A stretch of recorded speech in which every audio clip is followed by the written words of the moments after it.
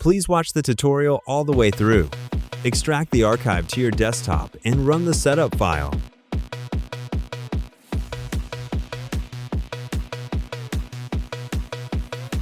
Please wait until the installation is complete.